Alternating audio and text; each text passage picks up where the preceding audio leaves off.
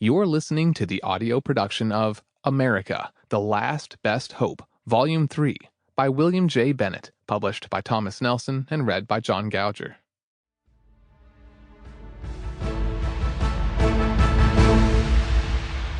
Introduction.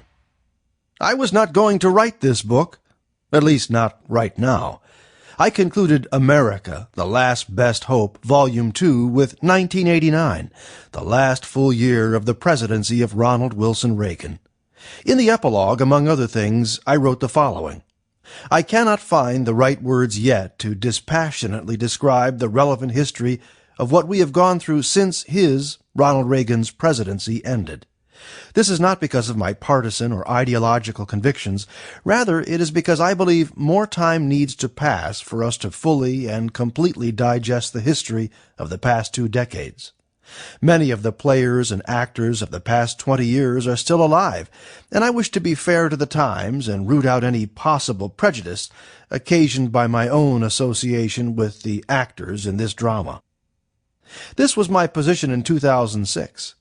But supply, as economists like to say, provides its own demand, just as demand can create its own supply.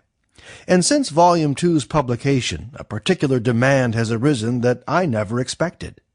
Teachers across the country have taken Volumes 1 and 2 and turned them into a vast American history curriculum, both print and online.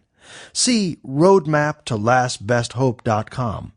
And several state and city school districts have put the books and supplemental materials on their official adoption lists for the classrooms in their states and cities. Student and teacher editions have been created, and I have received many letters, telephone calls, and emails asking for a third volume, a volume that brings us up to date over the past 20 years. History courses, it is argued, have taken us as close to the present as possible. While I raised all my objections to a third volume, my correspondents and callers remained persistent and unconvinced.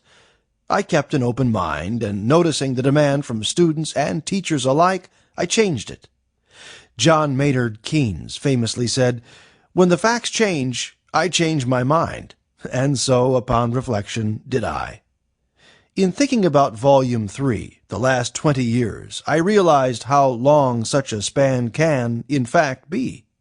Take some examples. 20 years before Ronald Reagan was nominated as the Republican candidate for President of the United States in 1980, he was still a Democrat. 20 years after Ronald Reagan was elected president in 1980, his vice president's son was elected president. Sample complete. Ready to continue?